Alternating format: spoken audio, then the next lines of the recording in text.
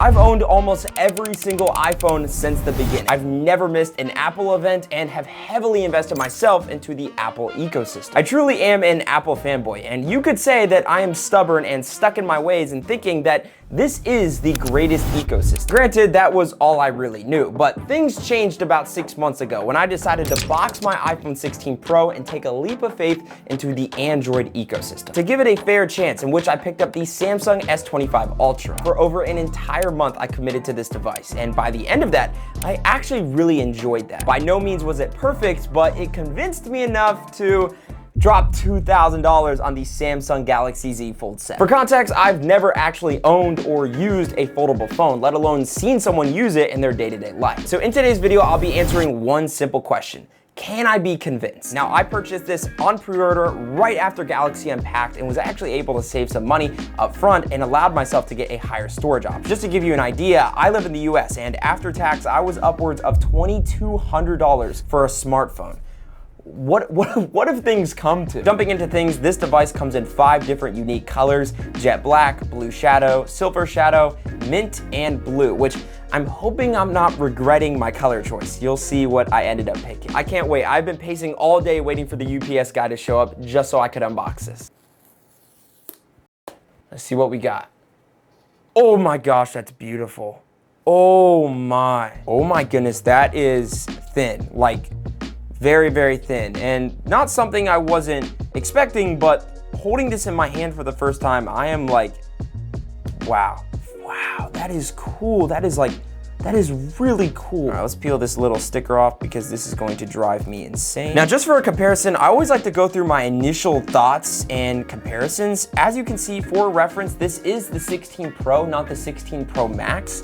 But holding them side by side, let's do a thinness comparison. They're about the same thickness. I know on paper specs are definitely going to say otherwise, but I like to focus more on the real world side of things. So definitely about the same thickness. The Z Fold 7 doesn't look tiny bit thicker, but again, not a huge noticeable difference. But is when you open the phone, the difference is insane. Like it is drastic, the difference that you can just clearly see. What's crazy is they still managed to fit a USB-C cable.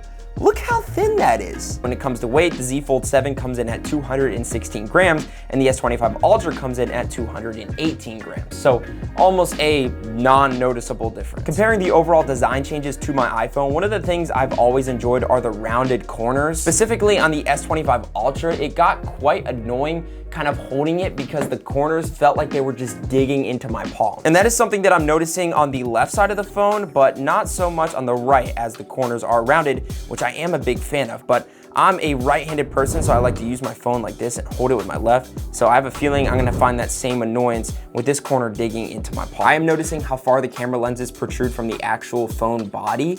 So I'm curious how that affects my day-to-day use. Peeling the screen protector off, by far my favorite part. Beautiful. One of the things that Samsung actually changed from the Z6 to the Z7 is the cover screen display. This is noticeably different and noticeably larger than the previous year's model. Oh my goodness, this is, let's see, can I actually, oh my goodness, that is beautiful. Now, something I'm just curious about is the actual crease, and we'll get into this a little bit more later, but let's go ahead and go through the actual startup process and get through this. A lot of you guys probably saw the video where I did switch to my S25, in which I had probably the most frustrating process I've ever experienced. I was sitting in the AT&T store for nearly 3 hours just to get my eSIM to work. Ooh, okay, so my S25 Ultra did notice it. We're gonna go ahead and set this up. I wanna say it's gonna be faster to use a cable. Let me grab a cable real quick for this. I am officially signing my life away to Android yet again. Wow, that process is going much faster. So let's go ahead and select everything. Let's set up face recognition real quick. Doing this all in like on the big screen, it feels like I'm on a tablet. I'm over here turning my head as if I'm setting it up for an iPhone.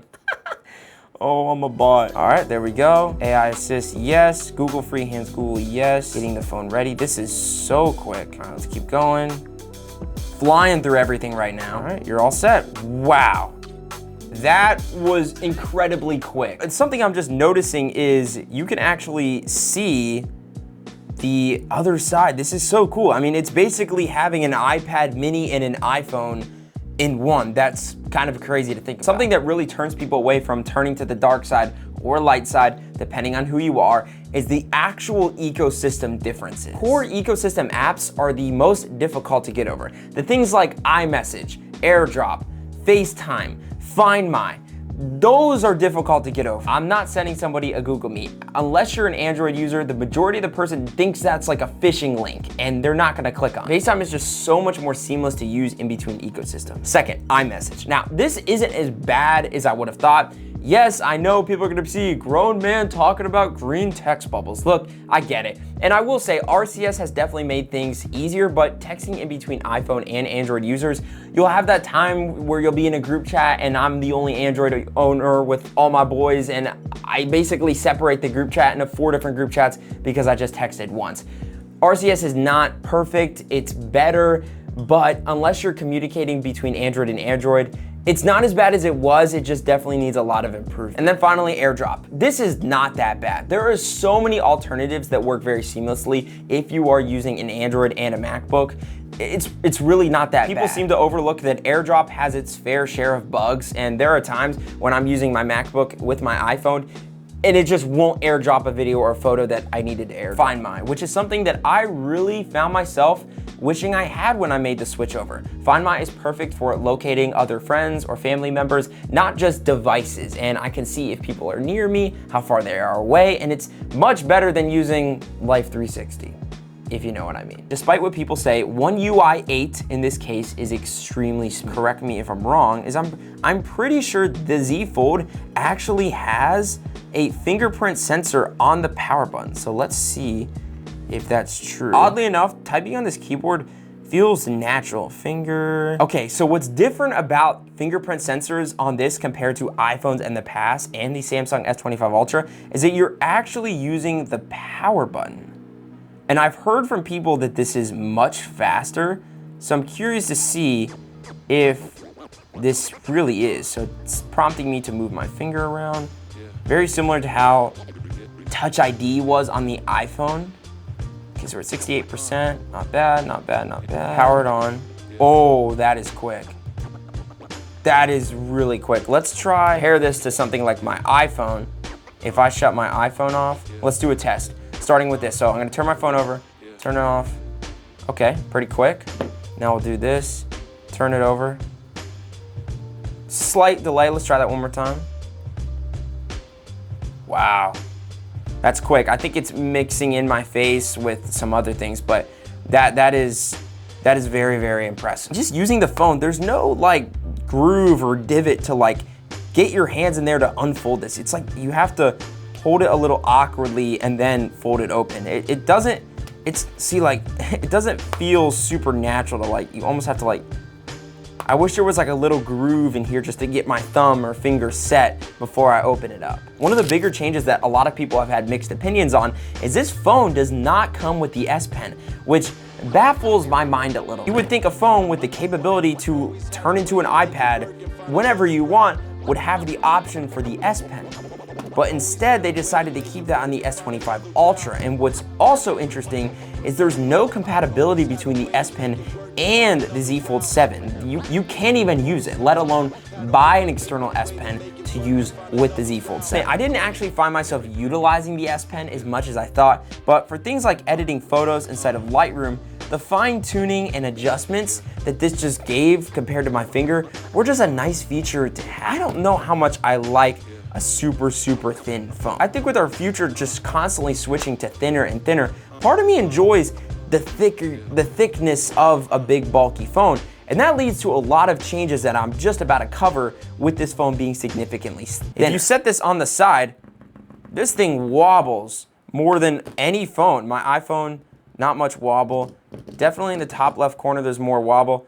S25, not super bad. Maybe in the bottom right, but the Z Fold is like, that is extreme. And if you look at the camera bump differences, I mean, the iPhone is not that noticeable, and the Z Fold is, I have a feeling when you stick this into a pocket with jeans or something, I have a feeling the camera's definitely gonna catch every once in a while. This also just raises a bunch of questions with me being new to the foldable design and form factor, alongside the thinness. and that's durability. There is a lot of screen that can be damaged, and I'm concerned. I mean, I get you can have a screen protector on the front and then maybe a cover case on the back, but if you drop the phone flat like this, or even on the side, that can't be good. I know people have claimed that this is extremely durable, but it also just feels like if I put a little bit of pressure, like I could just snap this phone straight up. I know that probably wouldn't happen. It just feels like that when holding it. It feels premium, but it also feels fragile, if that makes sense. If I pull up a video right now and I throw it into full screen mode, if I watch it like this, from this viewing angle, the crease is almost non-viewable at all. But if I decide to tilt it, I can definitely see the crease with a little bit of glare. And one of the biggest changes is actually the punch hole camera, which is definitely going to get into the way if you watch a lot of movies, YouTube videos, or things of that nature. Now, I will admit the foldable features do make consuming media very, very enjoyable. If you're an iPad kid like me and can't eat food without watching a video, having the option to play the video and skip forward, skip back, and just use this as something to just like prop up is kind of nice. I feel like this is gonna be a feature I actually use, and then if you wanna hold it and have more of a enjoyable viewing experience, you can definitely do that. Going back towards the camera, there's actually some changes that I feel really need to be talked about. All three phones clearly have, we all are sharing 3 cameras, a main camera, an ultra wide camera, and a telephoto camera. The Z Fold 7, correct me if I'm wrong, does share the same 200 megapixel main camera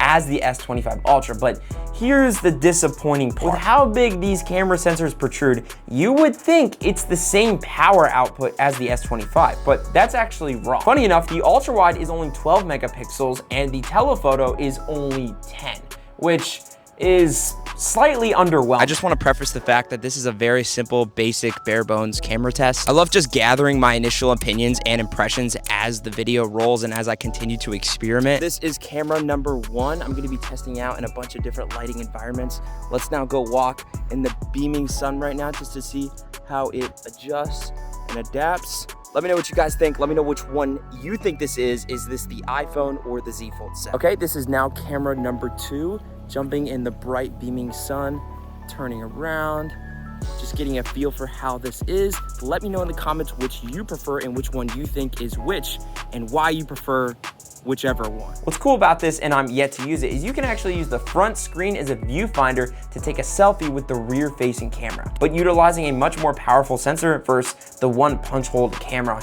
built into the screen. When it comes to log video, this has essentially become a standard on most flagship devices. And one of the things I've always felt that Samsung just does so very well is the incorporation of having the option to auto color correct it straight from the device. If you're on an iPhone, it's not as easy. You have to upload that extremely large file to a computer or MacBook, then color correct it through an editing software, then send it back to you if you want to send that video to someone else. The fact I can take a video, instantly color correct it inside the phone, it's not perfect, but it's very solid, then send it to somebody, very nice touch. When it comes to performance and power, the Z Fold 7 is rocking the Snapdragon 8 Elite, which is the same chip as the S25 Ultra. Snapdragon makes absolute powerhouse processors. They're so good. Next, let's talk about battery, which has to be one of the most disappointing aspects to this phone. Make sure you subscribe and turn on the post notifications because I have a really fun project coming up where I'll actually be showcasing this phone in a real raw day in the life. Staying on point, when I was watching Galaxy Unpacked, I was very disappointed to see that this is keeping the same 4400 milliamp hour battery as the Z Fold 6. For a phone that is significantly much thinner and still keeps very similar screen real estate, I would expect better battery. I have a feeling this is not going to get me through an entire day, let alone a travel day. And if you are a heavy user, I have a feeling that's going to take a huge tank and toll on your everyday use case. This also leads to my second disappointing thing, and that's the charging speeds. To simply break it down, the Z Fold 7 takes much longer to fully charge than the S25 Ultra or the iPhone. Another disappointing feature about switching to this is, whether you like to admit it or not, and whether people have clowned on this for years, Androids just do not look as good as an iPhone when it comes to social media. Something I will start doing is take a picture from the actual camera app itself and then upload it either to Instagram, Snapchat, or Twitter, whatever the platform you may be using. Never take a photo inside the native camera app for a social media platform. It'll just butcher the quality completely. It makes it look like you're filming on a Nokia. It's bad. Let's go ahead and make sure the basic standard features are dialed in, because for some reason, Android just seems to not unlock the full potential that their phones have straight out of the box. First off, if you use light mode, I can't take you serious. Use dark mode. Next, the brightness feature, specifically extra brightness, do consume more battery, but are a very nice feature to use, especially if you're gonna be using this phone out about in the sunlight. This was one of my favorite features on the S25 Ultra compared to the iPhone.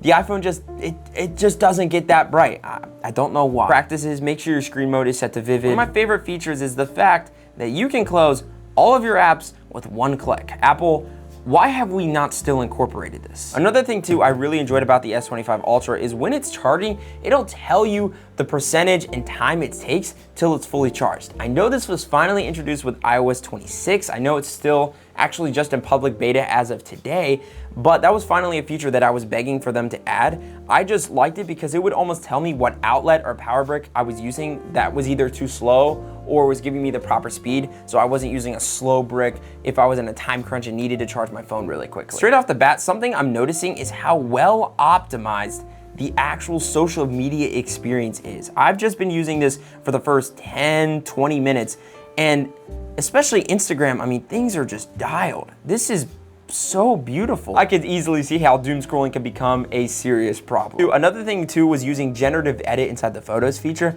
If I selected an object, very, very rough selection, not only would it correct it, but if I hit erase like this, I can hit generate. Look how accurate that is. It kept the telephone line in there. Let's try this again. So if I hit generative edit like this, and I select the top one. Wow, it even covered the top. And that is so impressive. And you might be saying, well, Apple has cleanup. Look, I defend Apple, but cleanup is trash. It is so bad compared to the advancements that Gemini has that the Galaxies come with. If you have any tips, tricks, opinions, pointers, let me know in the comments. I love responding to as many of you guys as I possibly can. Subscribe, turn on the post notifications, and stay tuned for the day in the life with the Z Fold 7. I can't wait to share with you guys my real, raw, honest thoughts.